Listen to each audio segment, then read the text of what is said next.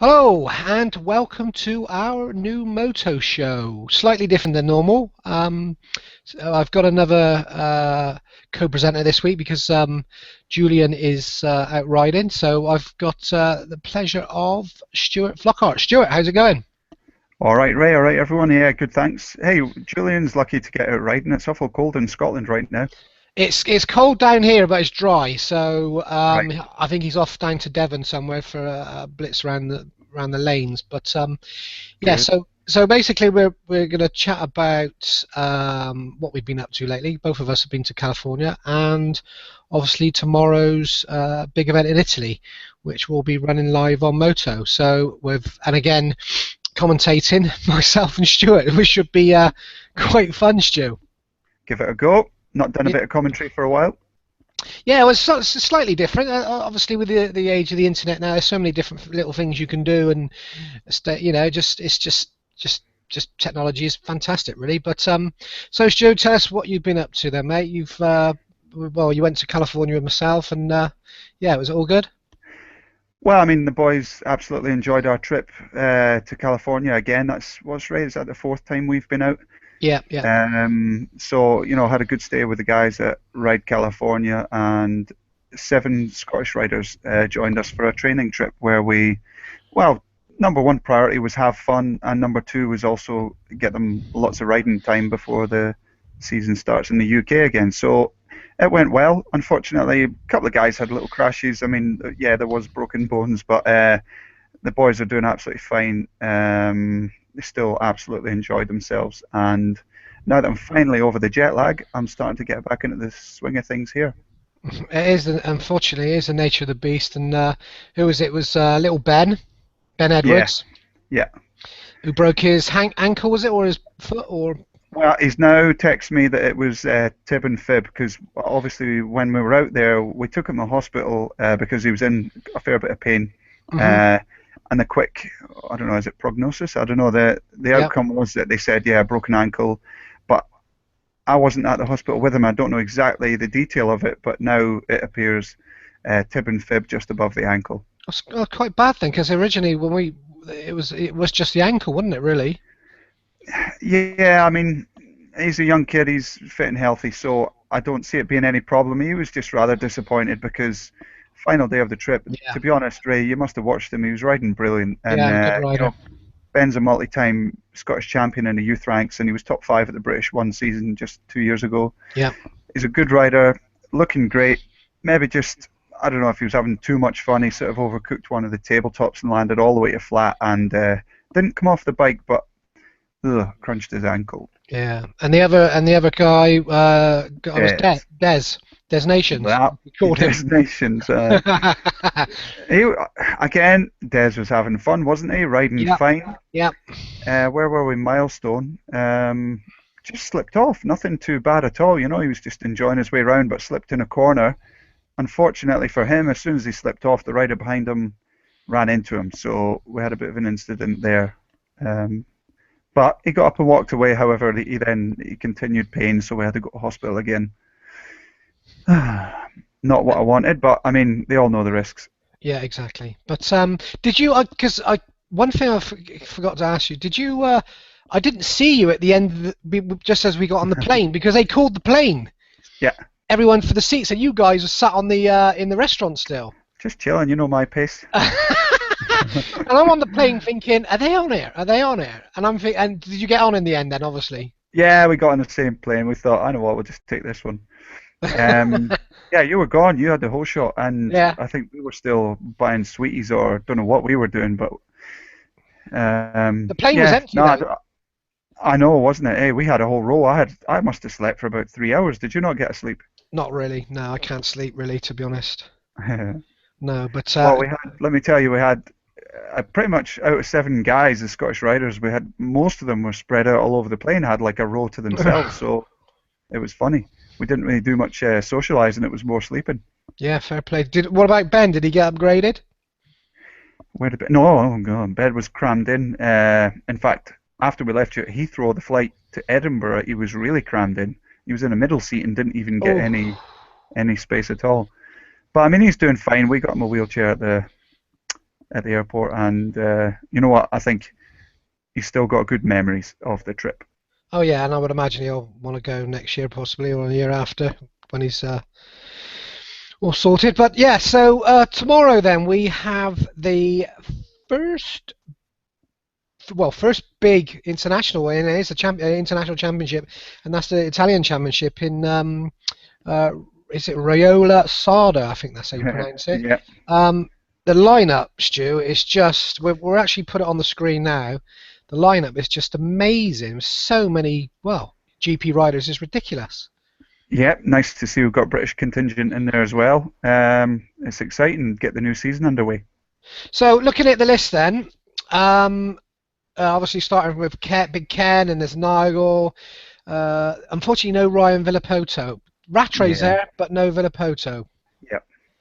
Do you think he's made that right decision, not racing it and just save himself for the first round of the GP? Well, I mean, obviously everyone knows he's a proven winner in America. He's been on the bike long enough. I mean, he's a winner, and so I see he's been travelling back and forward from America back to Europe, and starting to get used to the European tracks. Yeah. I think come the first round of Qatar, he'll be well prepared. So he's maybe not wanting to play his cards yet and just keep a little bit to himself, play his cards by his chest, save himself for that first round, and maybe actually he'll just study this race and see what his opposition are doing instead. Yeah, yeah.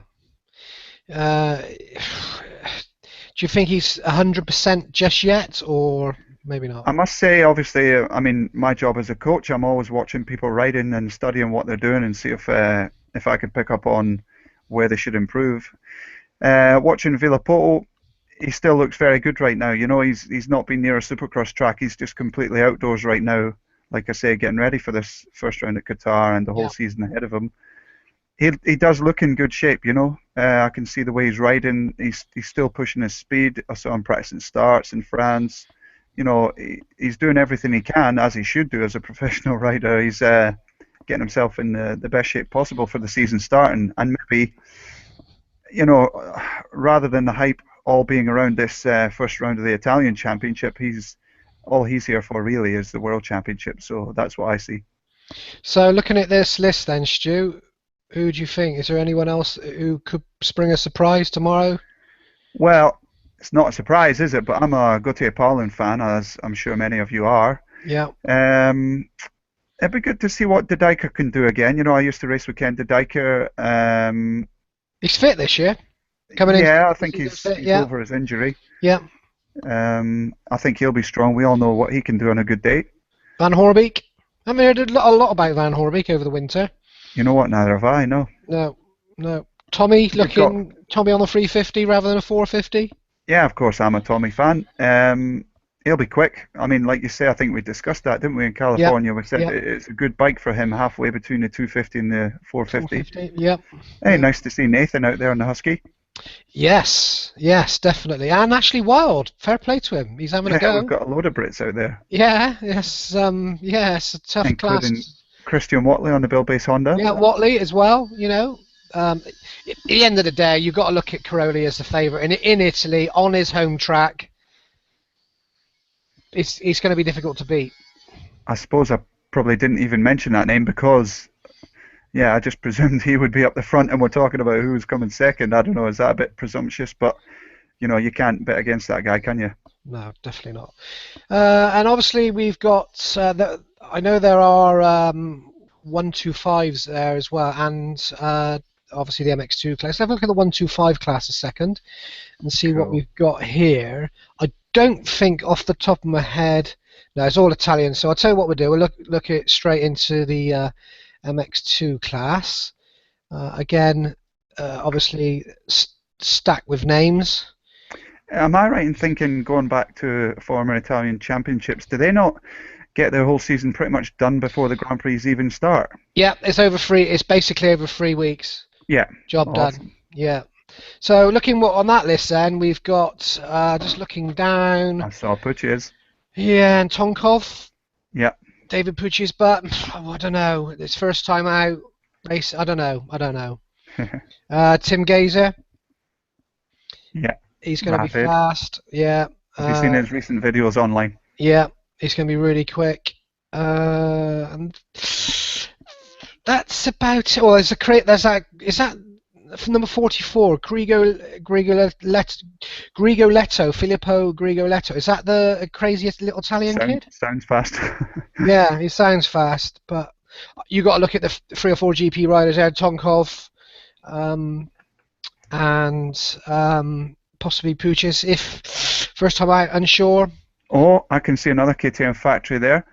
Paulus Jonas, is it? Paulus Yeah, Jonas? Yep, he's on the yeah, factory team, isn't he? Is he number 80? Ah, he's 41 there, but 41. Yeah, they've changed was the that? numbers around a bit. Yeah, Yeah, was he not going to be 85 alongside, or is it Putias that's 85 after Hurlings? I'm not sure. Maybe Because it's I'm sure one of Puches. the Yeah, it's factory team. Puches. Yeah, Puches. Yeah, Putias, And right, Jeremy okay. Sewer as well.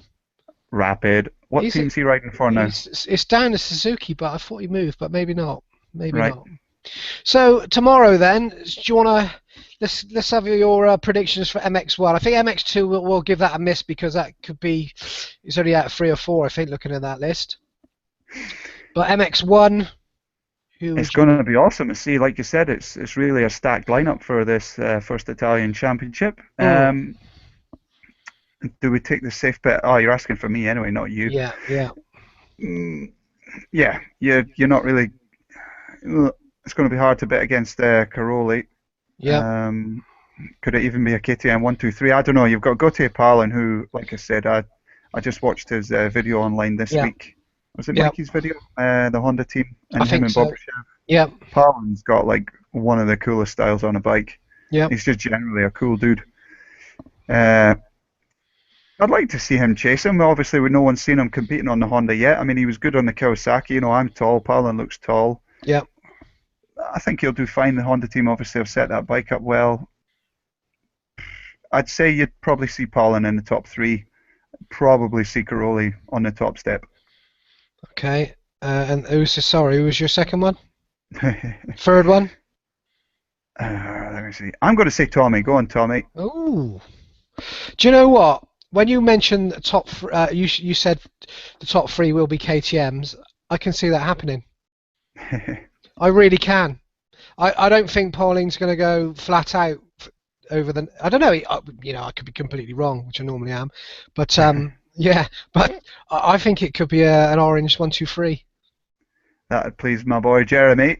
I speak to Jeremy on the internet. Jeremy Long, he was Yeah, yeah, mechanicking for Ken de Dyker, and he yeah, keeps posting pictures of his the KTM workshop. All the bikes prepared. They do look awesome, and it's nice to see the 3 of them on the team. So yeah. yeah, It is really good.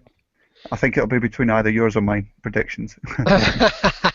Yeah, if anyone else got any predictions, just leave comments below. But right, Stu, we're going to call that a day because we are both back in the studio tomorrow doing live commentary, as we said at the beginning. From well, it's about there's two one MX1 MX2 race. There's a 125 race. We may not commentate on that because we probably won't know too much about it. But and then they do the mix race at the end. So I think we've got about 2 hours live tomorrow on Moto, myself and you commentating. Looking forward to it. That'd be good fun, yeah. Nice way Yeah. to spend a Sunday. It's too cold outside, so let's watch this fantastic racing. Is it snowing in Scotland then? All we do at the moment, we've woken up, well, where I live, there's a small sprinkling. I Yeah. would say it's between a heavy frost and a light snow, Yeah. which isn't good for the tracks. We're No. struggling a bit right now in Scotland, but been outside today and it is freezing. Okay. Well, we'll be back live tomorrow around about 12 o'clock, but you'll see a link on Moto anyway, and we'll push out on the social media. So if you see it, just click on it and you can listen to us glabbling on about anything and watching the racing, and we'll show clips of the racing as we go as well. So yeah, all fun. So we'll see you at 12 o'clock tomorrow, Stu. Make sure you're ready. Get your tea and coffee ready because I think it'll be a busy few hours. Sounds good. Looking forward to it, guys. Okay, mate. We'll see you tomorrow. See you.